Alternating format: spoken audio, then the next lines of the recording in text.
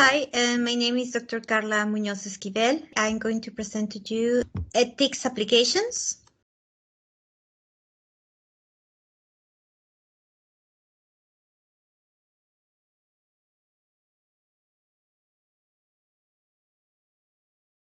The rationale. There are research governance bodies in all countries that are vigilant about research complying in their requirement standards of good research and quality, and to protect the public, especially human participants when involved, and they are there to prevent poor performance and misconduct. This is because all organizations and universities are accountable for the research run under their authority, and therefore they must monitor it. In IT4Anxiety, we have observed that some startups have found it difficult to understand the requirements structure of the ethics applications. If these are submitted to the IT4Anxiety Ethics Committee incomplete, time is lost in several reviews and feedback that goes from the startup to the reviewer in a long-lasting loop. Therefore, this training session aims to familiarize you with the structure of a research study protocol, aims to understand the importance of research design, and help you to consider data management, the data handling, the ethics, and the security and confidentiality. IT4Anxiety Ethics Committee is an ethics and governance group acting for the IT4Anxiety project and solely acts in an advisory or consultative capacity, peer review process. It aims to oversee the ethics applications of the startups that need it in the IT4Anxiety project. The local ethics committee regulations and the relevant provisions in the subsidy contract and the partner agreement prevail above any advice or statement this committee makes. Startups at all times will remain to have full and sole responsibility in obtaining ethical clearance of relevant competent bodies and fulfilling the accompanying responsibilities and duties. This means that, for example, the ethics committee in IT4Anxiety just oversees your application, reviews your application, and tries to identify what are the points that need still more work or that they are not completely okay. So then you get feedback and comments and you do them, and then you try again, but now with your local ethics committee. So we are trying that the process, when you arrive to the local ethics committee, your application should be more polished and pass quicker. The process of the IT4Anxiety Ethics Committee looks like this. The startup submits the research study protocol for review. Then the Ulster team checks the mass compliance and the correctness in the structure. We check a little bit of the English, but it would be better that you try to avail from the translation services if you are not very confident on your English to make it faster, because we also have had cases we already reviewed and we already make some changes, but it still needs further polishing the English, and then lead of the ethics committee returns it because the English is not at the standard it should be. But at the same time that Ulster team checks on the mass compliance and correctness instructor, also the testing site advisor also gives a quick review. But the testing site advisor to start to work in the testing protocol from the beginning. The company indicates that it's ready to test, but they just do a quick review of that everything that they ask for is there. And then when comments and feedback are given and are addressed, the lead of the ethics committee does a quick review of form and completeness. And then he gives feedback and comments, and when these ones are addressed, the IT4Anxiety Ethics Committee reviews. Then all feedback and comments are given to the startup, and then the startup addresses the changes and the feedback and submits to the local ethics committee at the testing site. There are different testing sites in IT4Anxiety. There are 4 at the moment. There is one in Belgium that is in Pieter-Martin, one in the Netherlands that is the Vrije University of Amsterdam, the VUA. In Germany, ABKB, that is and then in the UK is the National Health Service Western Isles. The information about the testing sites, their cohort, and the needs at baseline is at this location. And the examples of successful ethics applications or checklists of the testing sites are at this location. So in the first one, it gives you information about the testing sites and the different types of patients that they have and their needs, and that will help you to decide where you want to carry on your testing. And in the next one, there are examples of successful ethics applications at the testing sites, or there is a checklist where you can review what elements should be in your study protocol. The definition of a research project is a series of steps and decisions related to data collection. You are responsible for the design and representation of your research study, so you must make sure that all information you present to the committee is truthful, well-researched, accurate, and complete, because the committee will not carry out further scientific review of your research. The key objectives are to present clearly why are you carrying out this study and measuring. What are you going to measure? And you have to know how to justify the way you are measuring it. Why is this the best way to measure it? Your methodology has to include enough detail to be replicated by someone else and to show how data collection was attained. The structure of a research study protocol requires usually these sections of title, the background rationale, the study aim, the study design and methods, including the inclusion-exclusion criteria, what participants will be asked to do, what data will be collected, and how it will be analyzed. This section of statistical analysis details of how this could be carried out and who is responsible, because in your team, someone will be responsible of carrying on this statistical analysis. And a part of that, there should be a brief summary of the research team background, because you have to show that you have the capability and the professional background to be able to carry on this research. Risks and their assessments, you should assess the risk in your study and your research that can be experienced by the participants or the researchers. And we have the data management, handling, and confidentiality and security, as well as ethical considerations. And at the end should be a section of references. That to design the study, for this you might have to carry out a review from the state of the art from the last 10 years to identify your innovation or your contributions, and the research methods most commonly utilized, general, empirical, and accepted research practices. And you have to think about all this considering your target audience. Who will review the outcome of the research, and who do you want to persuade or inform? There are different types of research contributions. Empirical contributions is data qualitative or quantitative, collected through any scientific method, such as experimental design, surveys, focus groups, time diaries, census, and other automated means, ethnography, and other methods. Artifact contributions that are the design and development of new artifacts, including interfaces, toolkits, and architectures, mock-ups, and envisionments. These artifacts are often accompanied by empirical data about feedback or usage. This research in the area of HCI can be known also as HCI systems research, or HCI interaction techniques, and HCI design prototype. We have also methodological contributions that are new approaches that influence processes in research or practice, such as new method, new application of a method, modification of a method, or a new metric or instrument for measurement. There are also dataset contributions, a contribution which provide a corpus for the benefit of the research community, including a repository, benchmark tasks, and actual data. There are survey contributions, a review and a synthesis of a work done in a specific area to help to identify trends and specific topics that need more work. This type of contribution can only occur after research in a certain area has existed for a few years, so there is sufficient work to analyze. There are also opinion contributions that are writing which seeks to persuade the readers to change their minds, often utilizing portions of the other contributions listed above, not simply to inform but to persuade. Research in HCI more commonly falls in empirical and artifact contributions. Before designing the experimentation, you need to know the population and users, and you need to know what distinguishes your target niche participants from the rest of the population, and what excludes them from being able to take part. Who are the right participants, how they interact now, and how they interact with the technology. You need to know the structure at the base to build the experimentation. You can apply and design more research methods, but you have to have your base clear. So if you don't know these two things, carry on exploratory research and then use it to inform future research. So research methods and the target audience of the research. Methods change over time, since all methods are not enough to measure all today's phenomena.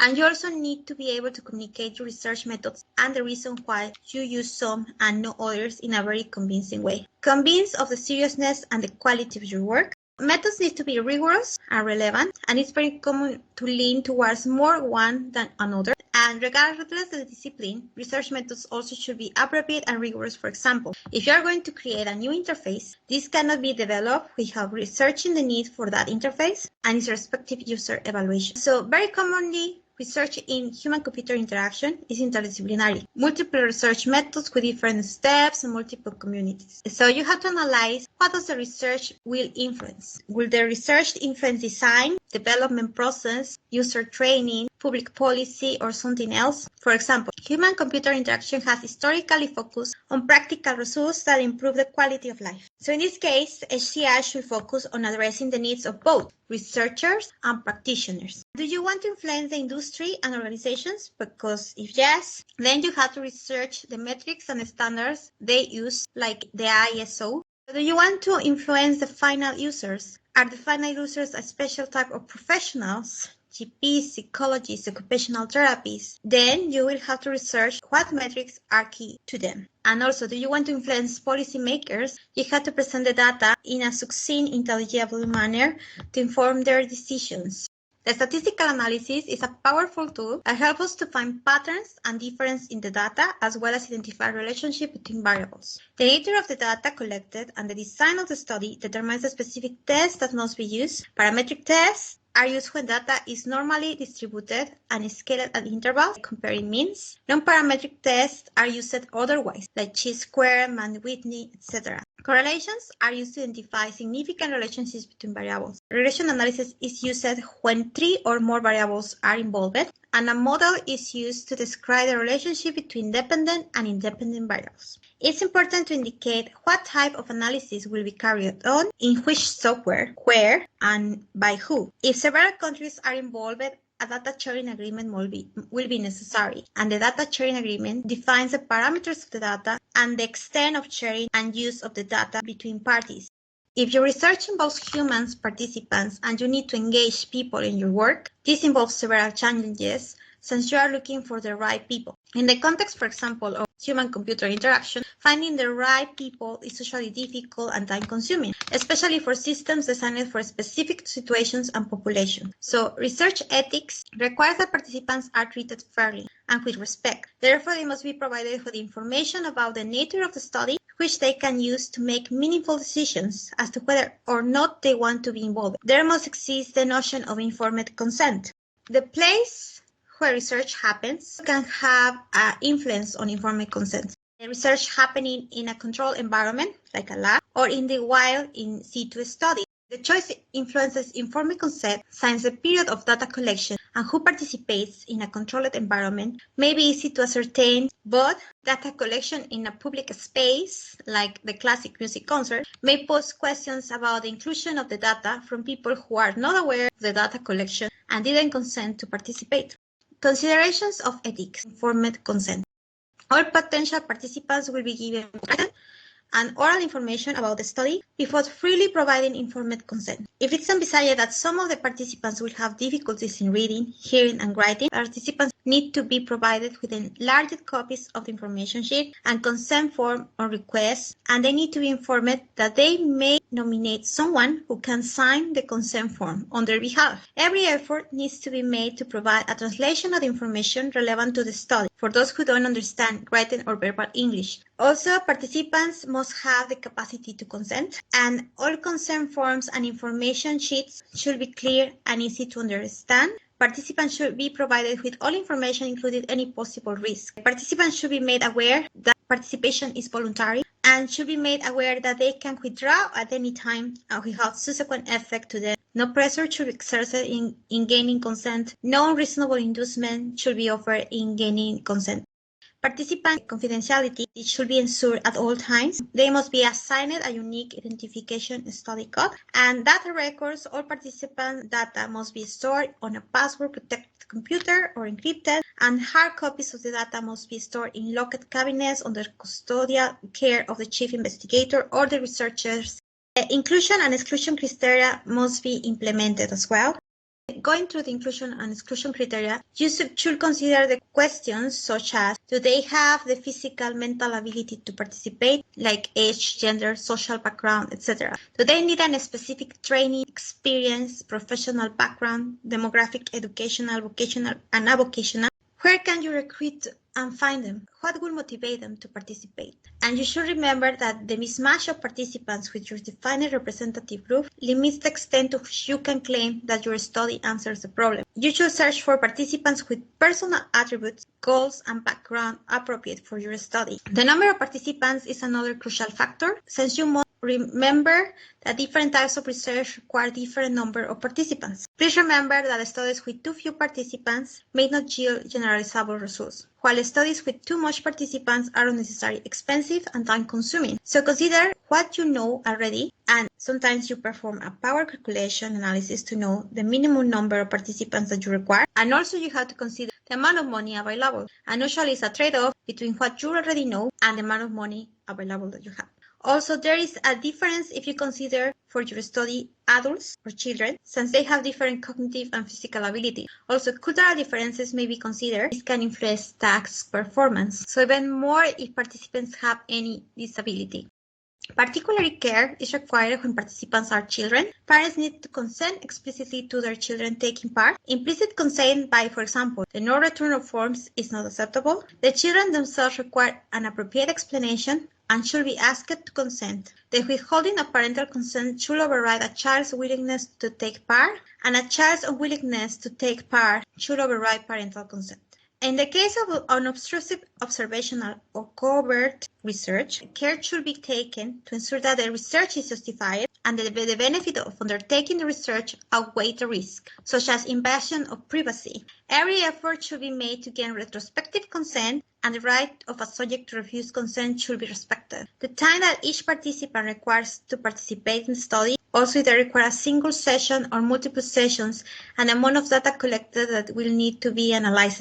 Also, researchers are required to be transparent in their methods and design enabling ethical scrutiny during the review process and to ensure that the study is repeatable. All researchers must be appropriately qualified and have sufficient experience to lead and conduct the research. In the case of undergraduate and postgraduate students, faculties, schools, and research institutes, as appropriate, should ensure that adequate training has been given. You have to add a summary of the competences background of your research team in your research study protocol.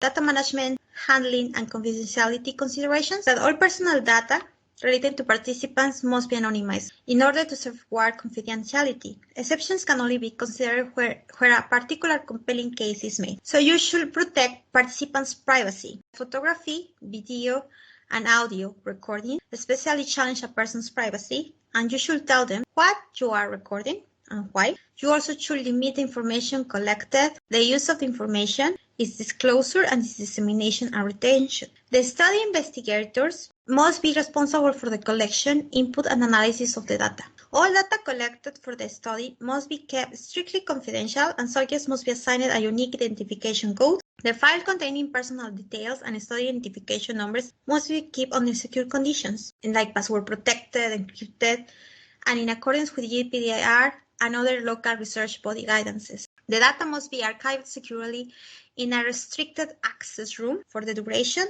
The main database involved in the study must be stored on a password-protected or encrypted computer. Any hard copies must be kept under locked conditions within the research involved in the study, and researchers should ensure that they can comply with their obligations under the General Data Protection Regulation. Confidentiality and privacy of information may be assigned under certain circumstances, where there is sufficient evidence for the researcher to have serious concerns about the safety of a subject, adult or child, or about others who may be at risk because of the behavior of that subject. Then they have an obligation to inform the appropriate third party.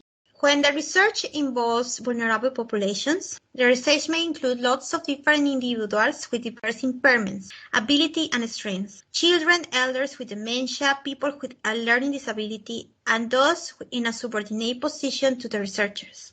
Other groups might also be included in this category depending upon the nature of the research context. Researchers should ensure that the use of vulnerable population is justified and that the research cannot use a non-vulnerable population as an alternative. There should be particular care anonymizing all research data. If the research involves children in a school or similar environment, the school should have appropriate supervision in place to ensure that the researcher is never alone with individual children or groups of children unless appropriate explicit permission have been obtained and vetting conducted. Whilst all attempts to eliminate the risk of distress or upset are important in any study, procedures should be in place to deal with children or other members of a vulnerable population who become distressed or upset for any reason.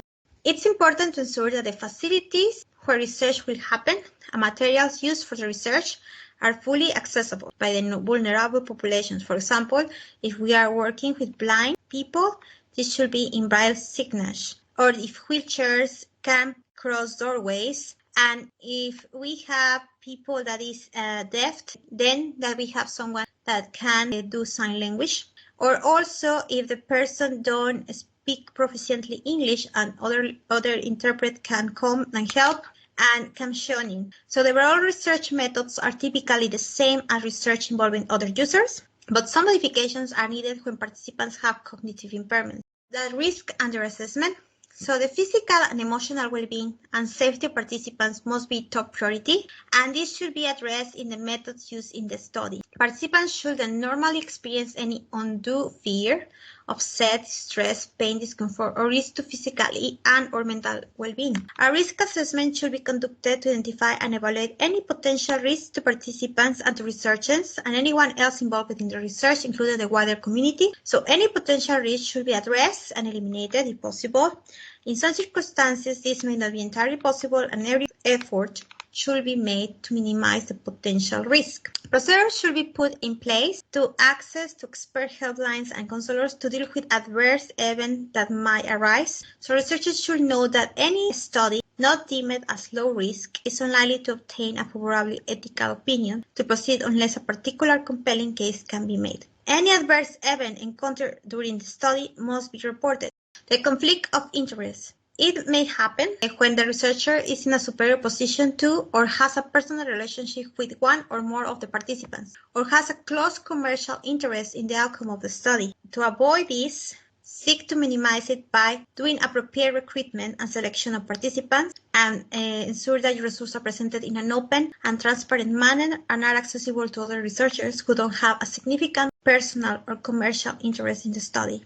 Reference in the research study protocols. The background and rationale in the research study must include appropriate references in text. And at the end of the document, we expect an appropriate list at the end. And an appropriate referencing style should be selected, like APA, Oxford, Harvard, Chicago, MS, etc. In conclusion, we reviewed the function of the IT4Anxiety Ethics Committee and its process. We observed the need to inform startups participating in the project about the elements of good research and writing a good quality research study protocol. We observed that the structure of a research study protocol and how the design of research is done, what elements should be considered, and the detail we expect in the final research study submission. It is very important to consider ethics, data handling, risk, and confidentiality issues while designing your research study.